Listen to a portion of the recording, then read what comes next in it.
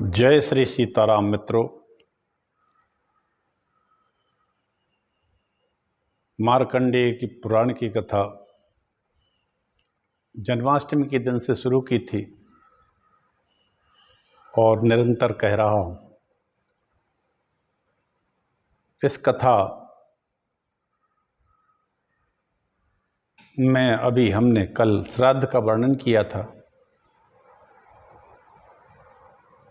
संक्षिप्त रूप में किया था क्योंकि बड़ी बृहद कथा माता मदालसा ने कही। आज माता मदालसा कहती हैं अलर्क से उनका जो पुत्र है, त्याज्य ग्राह्य द्रव्य शुद्ध अशौच निर्णय और कर्तव्य अकर्तव्य का वर्णन।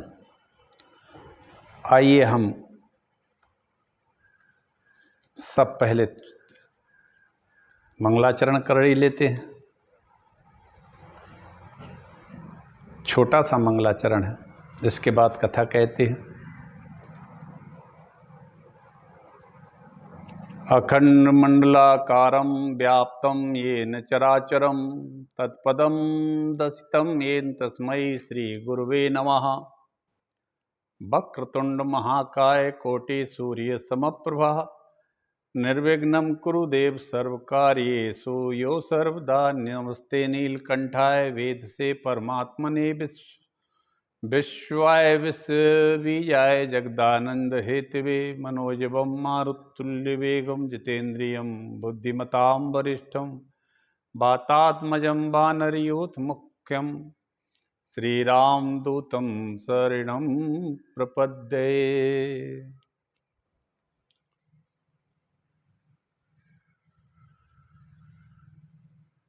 तज्जपस्तदर्थ भावनम। अर्थ और भावना के साथ पाठ करना चाहिए। जिस पाठ को हम करते हैं वो समझ में आए,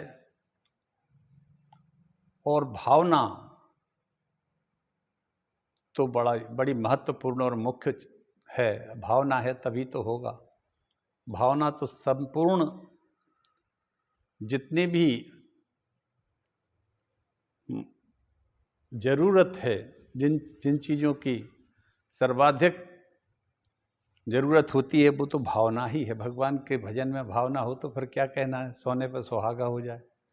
तो अर्थ और तज्ज पदस्थ तदर्थ भावनम, अर्थ और भावना के साथ पाठ करते हैं।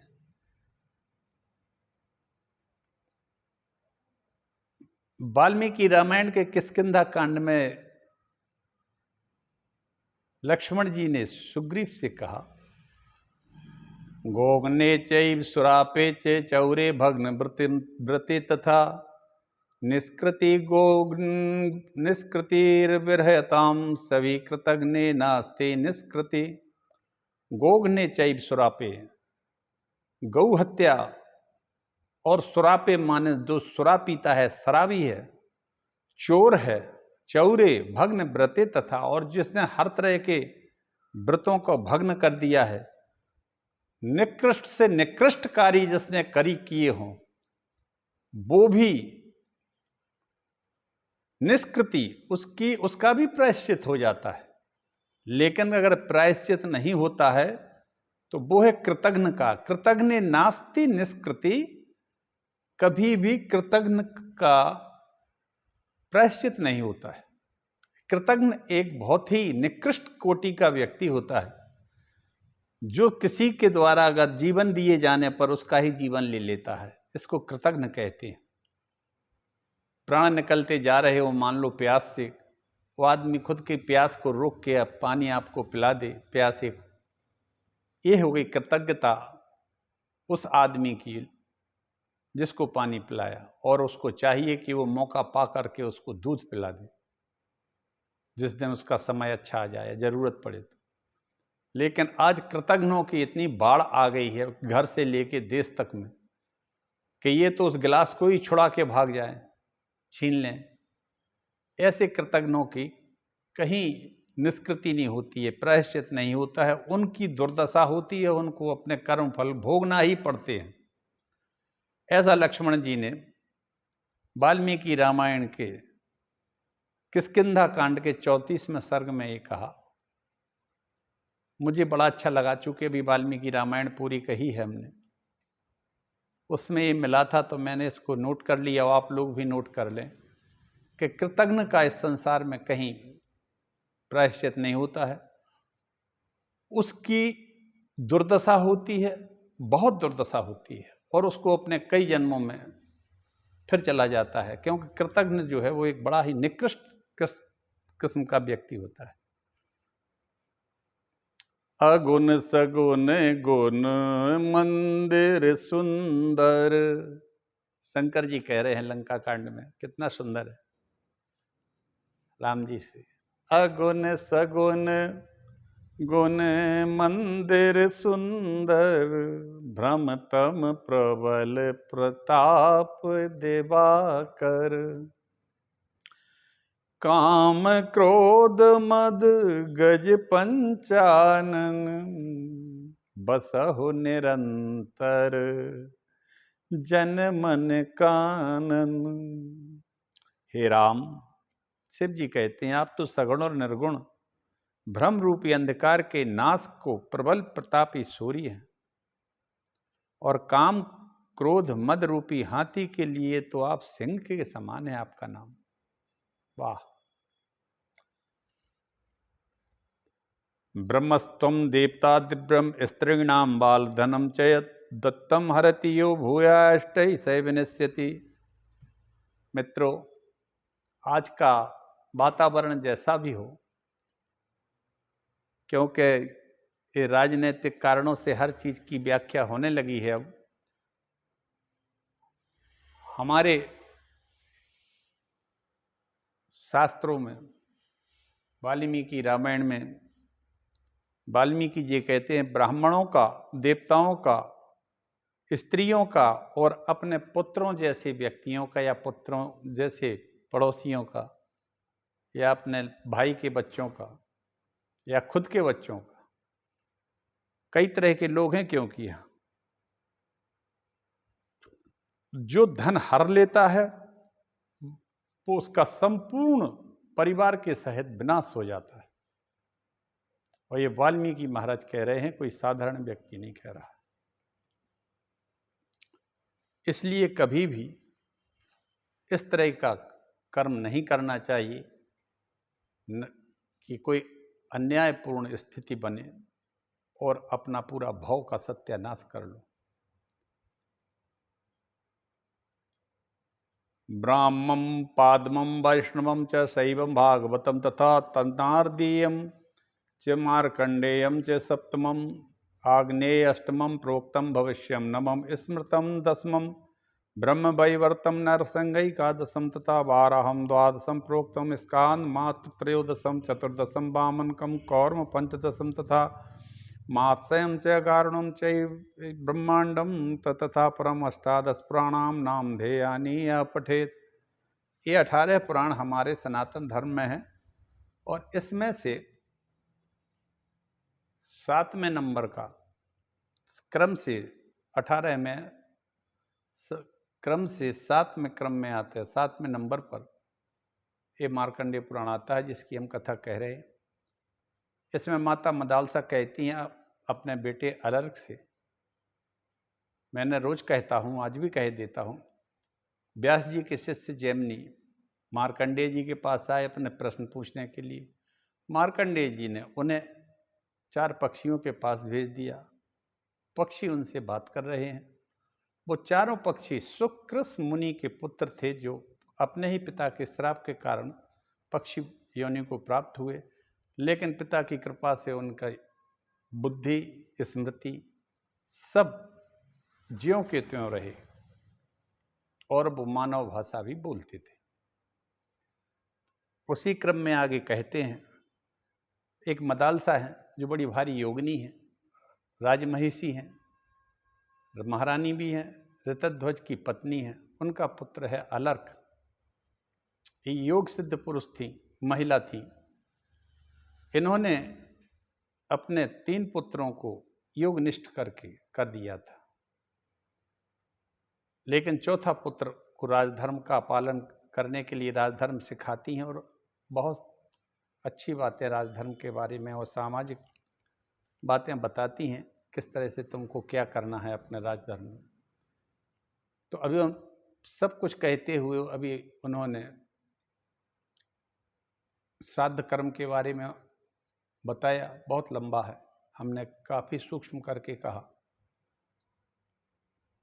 आगे वो कहती हैं त्याज्य वस्तुएं क्या है, द्रव्य शुद्धि क्या है, अशौच निर्णय क्या है, कर्तव्य अकर्तव्य का वर्णन क्या है। मदालसा कहती हैं अलर्क से, बेटा अब त्याज्य और ग्राह्य वस्तुओं का प्रकरण आरंभ करती हूँ, सुनो। घी और तेल में पका हुआ अन्न बहुत देर का बना हुआ अथवा बासा भी हो तो वह भोजन करने योग्य है।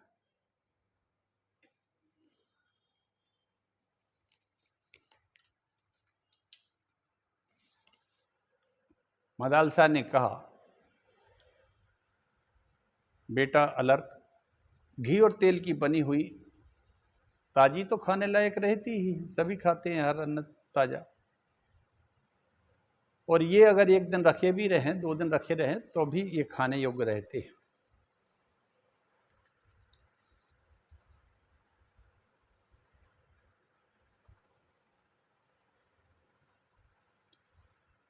सूप, धान्य राशि, मृगचर्म, मूसल, ओखली, कपड़ों के ढेर शुद्ध जल से छिड़कने मात्र से पवित्र हो जाते।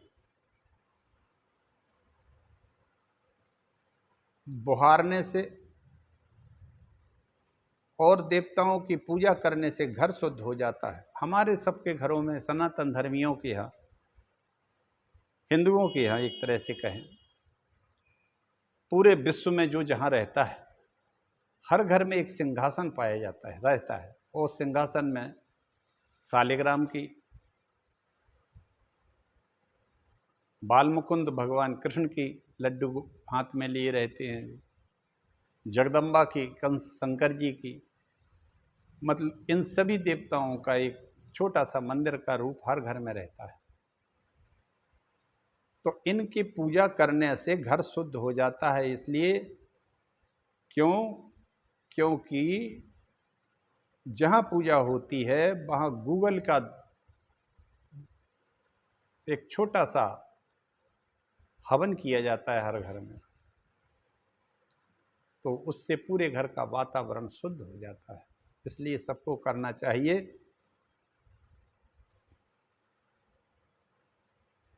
और बकाया जो बर्तन वगैरह हैं, इसको राख से साफ किया मांजा जाता है, साफ करते हैं।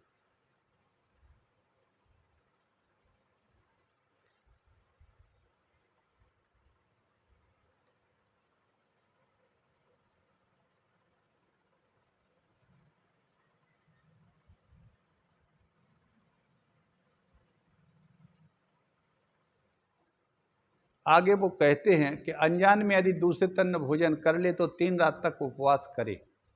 यदि जानबूझ कर किया हो तो उसका दोष की शांति के लिए प्रायश्चित करे। मनुष्य की गीली हड्डी का स्पर्श करके स्नान करने से शुद्धि होती है।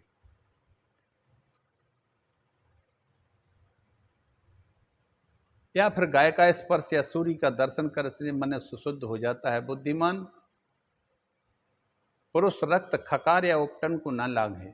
लोक निंदित विधवा से कभी भी पुरुष को वार्तालाप नहीं करना चाहिए। जूठन, मलमूत्र और पैरों की धोबन को घर से बाहर ही रहे तो अच्छा है। पहले पैर धोने के लिए घर के पास या बाहर एक नाद रखी रहती थी, पानी से भरी हुई। उसमें घर में आते व्यक्ति को बाहरी जूते उतारना पड़ते थे। हमें ध्यान है, जब हम छोटे थे हमारे यहाँ भी रखी रहती थी एक बार। उससे पैरों पर पानी डालो, फिर अंदर जाओ घर के। और हमेशा गंगा यदि पास में है तो ठीक है, नहीं तो तालाब या सरोवर में स्नान करना चाहिए।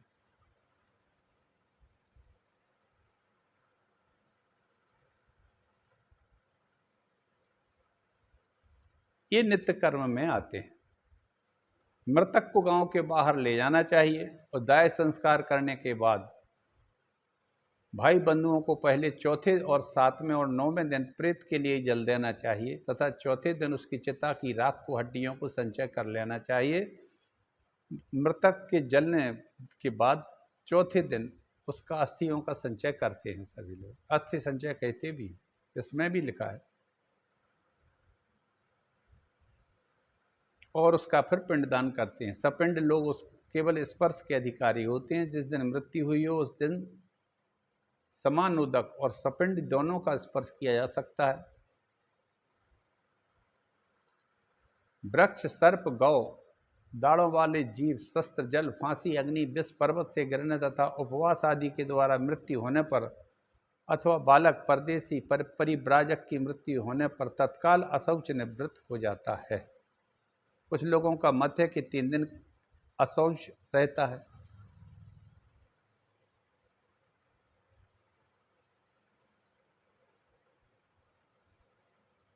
लेकिन यह है कि अगर ऐसी दुर्घटना से कोई मौत होती है तो 1 ही दिन के बाद शुद्धिकरण हो जाता है।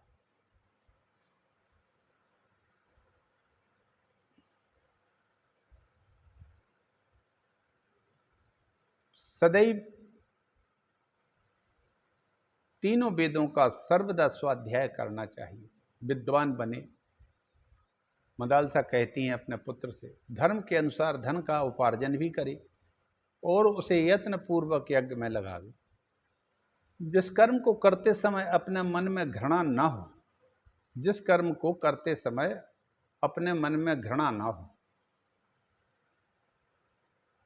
और जिसे महापुरुषों के सामने प्रकट करने में कोई संकोच भी ना हो, ऐसा कर्म निस्संक होकर करना चाहिए। बेटा, ऐसे आचरण वाले गृहस्थ पुरुष को धर्म, अर्थ और काम की प्राप्ति होती है तथा इस लोक और परलोक में भी उसका कल्याण होता है। माता से इस प्रकार उपदेश ग्रहण करके राजा ऋतध्वज के पुत्र अलर्क ने युवा अवस्था में विधिपूर्वक अपना विवाह किया। उससे अनेक पुत्र उत्पन्न हुए। उसने यज्ञों द्वारा भगवान का खूब यजन किया। हर समय वह पिता की आज्ञा का पालन करने में संलग्न रहता था। तदनंतर बहुत समय के बाद बुढ़ापा आने पर धर्म परायण महाराज ऋतध्वज ने अपनी पत्नी मदालसा के साथ तपस्या के लिए वन में जाने का निश्चय किया और पुत्र का राज्याभिषेक कर दिया। उस समय मदालसा ने अपने पुत्र की विषय भोग विषयक आसक्ति को हटाने के लिए उससे यह अंतिम वचन कहा। पूरा राजधर्म सिखा दिया, लोक रीति सिखा दी। इसके बाद अंतिम एक और कहा, विषय भोग विषयक आसक्ति के हटाने के लिए उससे यह अंतिम वचन का, बेटा, गृहस्थ धर्म का अवलंबन करके राज्य करते समय यदि तुम्हारे ऊपर प्रिय बंधु के वियोग से, शत्रु की बाधा से अथवा धन के नाश से होने वाला कोई दुख आ पड़े तो मेरी दी हुई इस अंगूठी से यह उपदेश पत्र निकालकर जो रेशमी वस्त्र पर बहुत सूक्ष्म अक्षरों से लिखा गया है तुम अवश्य पढ़ना, क्योंकि ममता में बंधा रहने वाला गृहस्थ दुखों का केंद्र रहता है। आहा।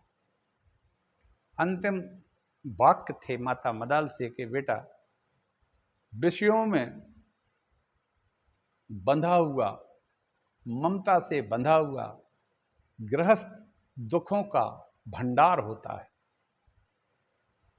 केंद्र होता है। इस तरह से सुमति कहते हैं, पिताजी, यूं कहकर मदालसा ने अपने पुत्र को सोने की एक अंगूठी दी और गृहस्थ पुरुष के योग्य अनेक आशीर्वाद भी दिए। तत्पश्चात पुत्र को राज्य सौंपकर महाराजा कुबलाश्व ऋतध्वज और महारानी मदालसा तपस्या करने के लिए वन में चले गए। मदालसा ने इतना सब कुछ सिखाया राजधर्म अपने पुत्र अलर्क को, और वृद्धावस्था आने पर वो चले गए। लेकिन वो कह गई कि मैंने इस अंगूठी के अंदर एक कागज रखा है लिख के, जब तुम्हें आपत्ति आए, कोई दुखों का पहाड़ टूट आ पड़े तो इसको पढ़ लेना खोल। तब तक नहीं पढ़ना जब तक कुछ नहीं कोई समस्या नहीं आती है। यह कहकर वो वन को चले जाते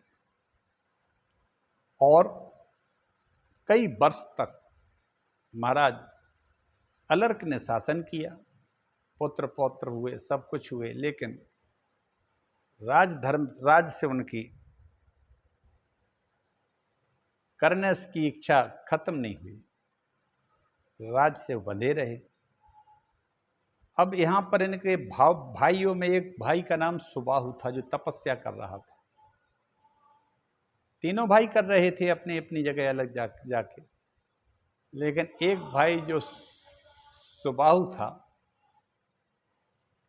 उसने कहा कि मेरा ये भाई अलर्क जो है बिल्कुल भी धर्म की ओर ध्यान नहीं देता है, कब तक लगा रहेगा राज करने के लिए, अपना कल्याण कैसे करेगा। तब सुबाहु ने काशी के राजा को कहा कि मेरा राज अलर्क कर रहा है, तो मेरा साथ दो और मेरा राज्य मुझे दिलवा दो। अब क्यों गया वो काशी राज के पास? क्योंकि काशी का जो राजा था वो अलर्क से मन ही मन शत्रु भाव रखता था। तो अब अलर्क पे आक्रमण तो कोई साधारण आदमी करेगा नहीं, उसका जो शत्रु भाव वाला होगा वही करेगा। तो इसका सगा भाई जो था सुबाहु, वो काशी राज के पास गया, उससे कहने लगा। सुमति कहता है, पिताजी ये कथा सुमति नाम का जो लड़का है वो अपने पिताजी को कह रहा है और ये बता रहे हैं वो पक्षीचार जैमिनी को, कैसा ऐसा कह रहा था जो तुम हमसे पूछ रहे हो। क्योंकि प्रश्न पर प्रश्न बढ़ते जा रहे हैं, उन्हीं प्रश्नों का उत्तर चल रहा है इसमें। धर्मात्मा अलर्क ने भी पुत्र की भांति प्रजा का न्यायपूर्वक पालन किया। उनके राज्य में प्रजा बहुत प्रसन्न थी। महाराज के अनेक पुत्र हुए, बड़े बलवान हुए, पराक्रमी हुए, धर्मात्मा हुए। कुमार्ग के विरोधी थे सभी पुत्र। अलर्क को अनेक वर्ष बीत गए, किंतु वे एक ही दिन के समान जान पड़ते थे। मन को प्रिय लगने वाले विषयों का भोग करते हुए उन्हें कभी भी उसकी ओर से वैराग्य नहीं हुआ और उनके मन में कभी ऐसा विचार भी नहीं उठा कि अब धर्म और धन का उपार्जन पूरा हो गया है। उनकी ओर से उन्हें अतृप्ति ही बनी रही। ना धन, इतना अपार धन होते हुए भी उस धन से तृप्त नहीं हो रहे थे अलर्क, और अतृप्त ही रहते थे और राजधर्म तो कर ही रहे थे। उनके इस प्रकार भोग में आसक्त और प्रमादी और अजितेंद्रिय होने के कारण उनके भाई सुबाहु ने भी सुना, जो वन में निवास करते थे। अलर्क को किसी तरह का ज्ञान प्राप्त हो, इस अभिलाषा है उन्होंने बहुत देर तक विचार किया और अंत में अलर्क के साथ शत्रुता रखने वाले किसी राजा का सहारा लिया। ऐसा निश्चय करके वे राज्य प्राप्त करने का उद्देश्य लेकर असंख्य बल वाहनों से संपन्न काशी राज की शरण में चले आए। काशी के राजा ने अपनी सेना के साथ अलर्क पर आक्रमण करने की तैयारी कर दी और दूत से कहलाया कि अपने बड़े भाई सुबाहु को राज्य दे दो, ये उन्हीं का है। अलर्क राजधर्म के ज्ञाता थे। उन्हें शत्रु के इस प्रकार आज्ञापूर्वक संदेश देने पर सुबाहु को राज्य देने की इच्छा नहीं हुई। उन्होंने काशी राज के दूत को उत्तर दिया, मेरे बड़े भाई मेरे ही पास आकर प्रेम पूर्वक राज्य मांगे, मैं किसी के आक्रमण के भय से थोड़ी सी भी भूमि नहीं दूंगा। अलर्क ने कह दिया कि बड़े भाई को हमारे को राज्य चाहिए है, उनका अगर वो कहते ये मेरा है तो वो सीधे आके मुझसे ले ले, मैं उनको दिए देता हूँ। लेकिन यदि किसी और के द्वारा, मेरे शत्रु के द्वारा उनने कहलवाया तो नहीं दूंगा। और सुबाहु जो उनके बड़े भाई थे उन्होंने भी याचना नहीं की। याचना करना क्षत्रिय का धर्म नहीं होता है, ऐसा उनने सोचा। किसी तरह काशीराज ने अपनी सेना के साथ अलर्क के राज्य पर चढ़ाई कर दी, घेरा डाल दिया। अलर्क का चित्त व्याकुल हो उठा, वे अत्यंत वेदना से व्यथित हो उठे और सहसा उन्हें अंगूठी का स्मरण हो आया, जिसे ऐसे ही अवसरों का उपयोग करने के लिए उनकी माता मदालसा ने दिया था। तब स्नान करके पवित्र उन्होंने ब्राह्मणों से स्वस्ति वाचन कराया और अंगूठी से वह उपदेश पत्र निकाल कर देखा। उसके अक्षर स्पष्ट थे। राजा ने उससे में लिखे हुए माता के उपदेश को पढ़ा, जिससे उनके समस्त शरीर में रोमांच हो आया और आंखें प्रसन्नता से खिल उठी। वह उपदेश इस प्रकार का था। संगः सर्वात्मना त्याज्यः सा चेत्युक्तं न शक्यते, स सद्भिः सह कर्तव्यः सतां संगो हि भेषजम्, कामः सर्वात्मना हेयो हातुं चेच्छक्यते न सः, मुमुक्षां प्रति तत्कार्यं सैव तस्यापि भेषजम्।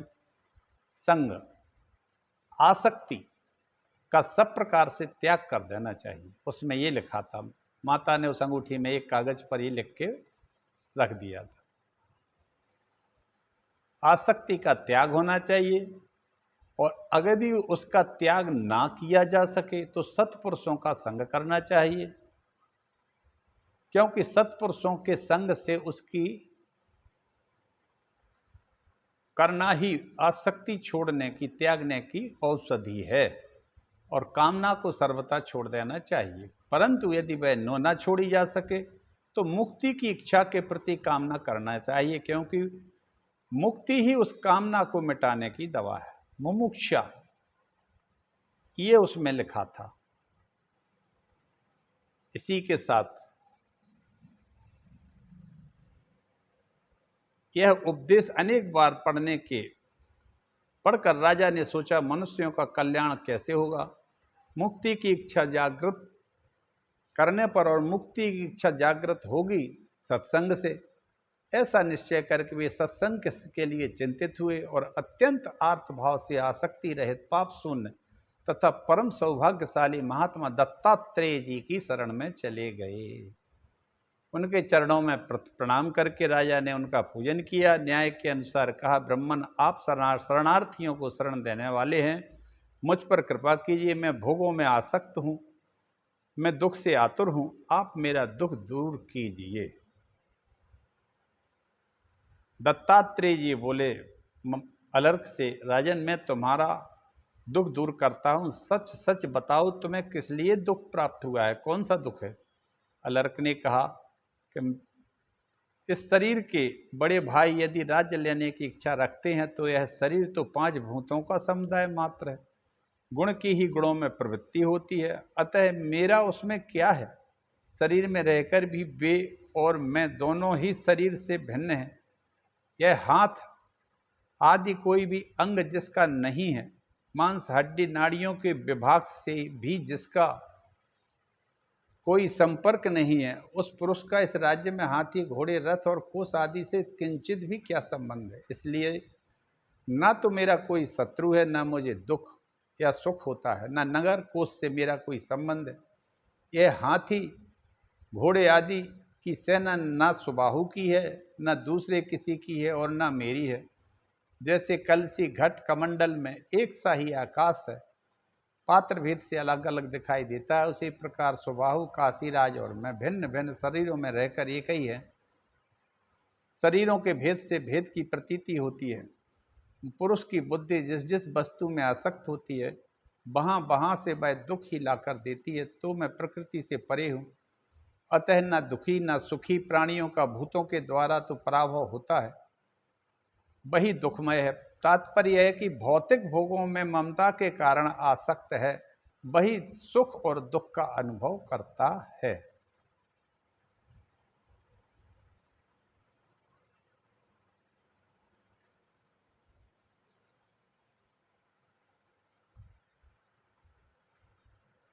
तात्पर्य है कि जो भौतिक भोगों में ममता के कारण आसक्त है, वही सुख और दुख का अनुभव करता है। मित्रों, यहीं मैं अपनी वाणी को विराम देता हूँ।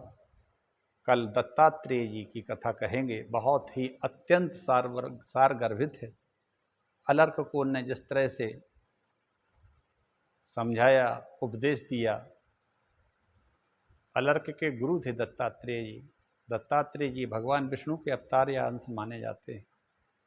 वो योगी के रूप में रहते थे, या ये कहें कि वो अवतार एक योगी वाला अवतार था भगवान श्री हरि का। आहा, दत्तात्रेय जी का ये प्रसंग इस मार्कंडेय पुराण की एक तरह से बहुत बड़ी आत्मा कहें या महत्वपूर्ण कहें। आप सब लोग सुनिए इसको, हम रोज सुनाते हैं। आइए आप सब दत्तात्रेय के पास कल से चलेंगे उनके आश्रम में, और दत्तात्रेय ने महात्मा अलर्क को जो समझाया वो सभी लोग ग्रहण करें, सभी का कल्याण होगा, ऐसा मेरा मानना है। क्योंकि ये मार्कंडेय पुराण बड़ा ही अद्भुत पुराण है, बड़ा ही महान और बड़ा योगनिष्ठ पुराण है। मार्कंडेय जैसे भक्त महात्मा ने लिखा है जो अमर हैं और शिव जी के बड़े प्रिय हैं, शंकर जी के। और शंकर जी तो ज्ञान का ही स्वरूप है। जब ज्ञान अपना शरीर, संपूर्ण ज्ञान जब शरीर धारण करता है तो वो शिव ही बनता है। याद रखें आप सभी लोग, ज्ञान जो है वही शिव है, शिव जो है वही ज्ञान है। सारे इस ब्रह्मांड में ज्ञान फैला हुआ रहता है। इस तरह शिव जी सबके अंदर वास करते हैं। जो जितना ज्ञान रखता है तो शिव जी की कृपा से ही है, क्योंकि ज्ञान जो है शिव जी ही है। विशुद्ध ज्ञान देहाय त्रिवेदी दिव्य चक्षु से, जब विशुद्ध ज्ञान देह धारण करता है तो वो तीन वेद, उसके तीन नेत्र निकल आते हैं। आहा, श्रेय प्राप्ति निमित्ताय नवा सोमार्ध धारण है। सोमार्ध अर्धचंद्र उसके मस्तक पर होता है। कल्याण की जो प्राप्ति करना चाहता है, ऐसे त्रिनेत्रधारी शंकर जी को सदैव नतमस्तक होकर प्रणाम करे। जय श्री राम मित्रों, जय हो।